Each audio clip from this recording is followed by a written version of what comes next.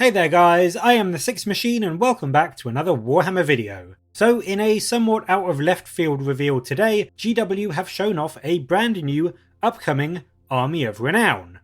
And it feels like quite a while since I've said that, if I'm being completely honest. Another one of the 9th edition areas of bloat and concern that a lot of people have at the moment. But yes, there is a new one coming in the soon to be released Warzone Narcommand Rift War, and this one is for the Thousand Sons. In particular, it seems to be a very, wait for it, Tzaangor-themed army, which I'm sure will please Thousand Son players everywhere. So yes, this army, the Warpmeld Pact, is a new army for the Dusty Boys, but instead of focusing on the cool Rubric Marines, it instead gives you some fairly significant buffs for bringing Tzaangors. Lots and lots of Tzaangors.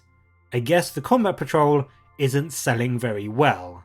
And in this army, for starters, you cannot bring any vehicles, demons or cultists, so no Helldrakes, no demon princes, no cultists for those nice cheap screening units, no horrors, no, well, a lot of the things that make Thousand Sons feel like Thousand Sons in my opinion.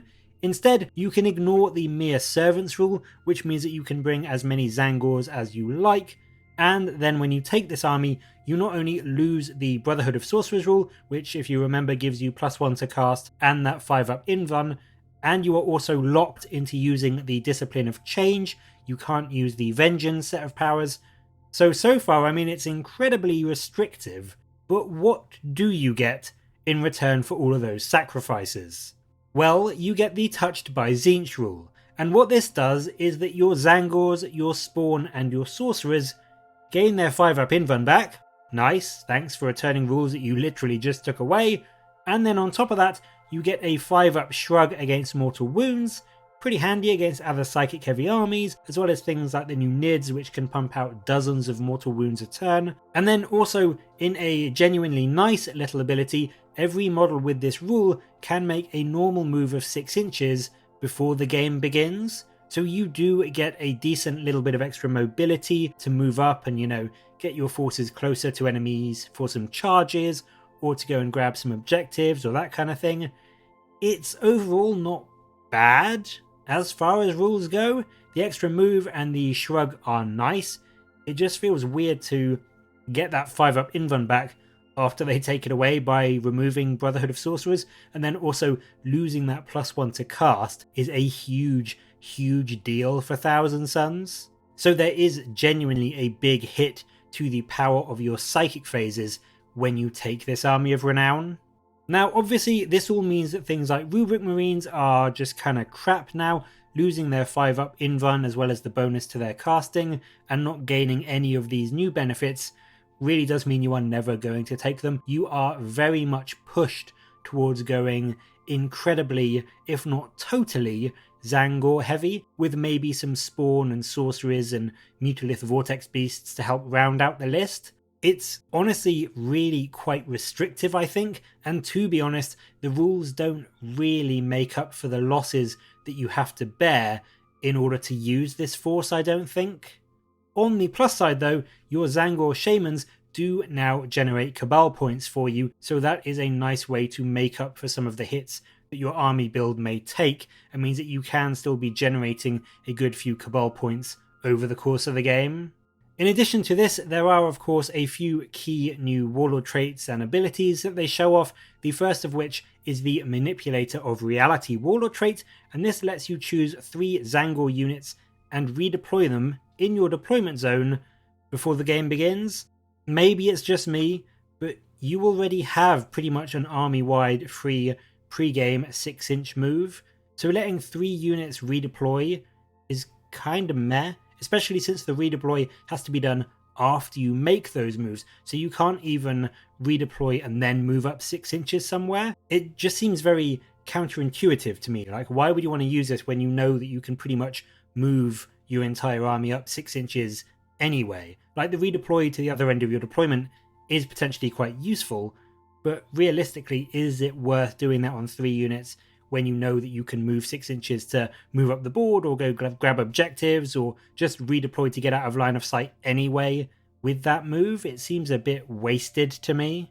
There is also a new Kabbalistic ritual for you to take advantage of. The Bray change is 6 Cabal points, and you use it before taking a test for a blessing or a malediction spell, and then on that test you can roll an extra d6, so you will be making a 3d6 psychic test.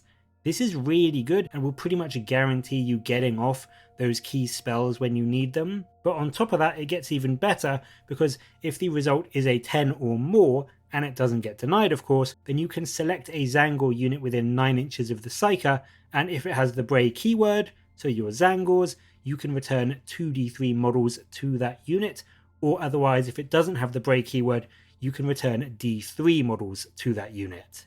So this is genuinely really powerful. I think getting that extra dice on your psychic tests alone is going to be really useful, but then on top of that, being able to return units to your army, and return models to your army, should I say, is going to help keep your army trucking that much longer. And yes, this special ability to return units does only go off on a 10+, but with a 3d6 for the casting roll, that is below the average of 11 on 3d6, so you should be able to get this off with pretty good reliability and return a good few models to your units over the course of the game.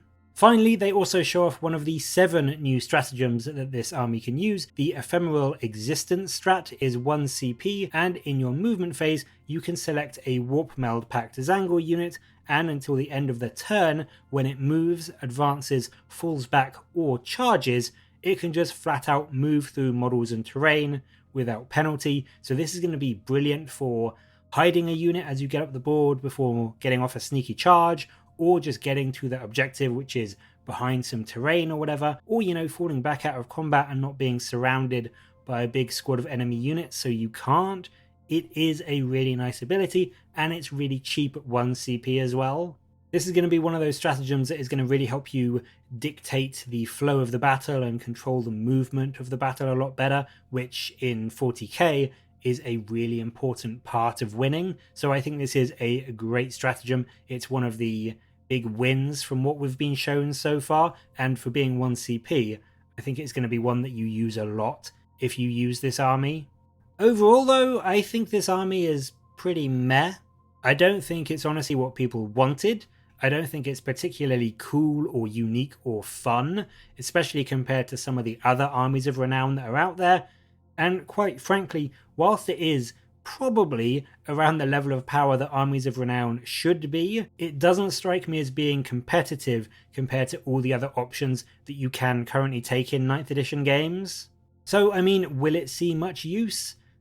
I mean, I guess if you have dozens and dozens of Tzaangors thanks to the combat patrol box, then it might be fun to try this out.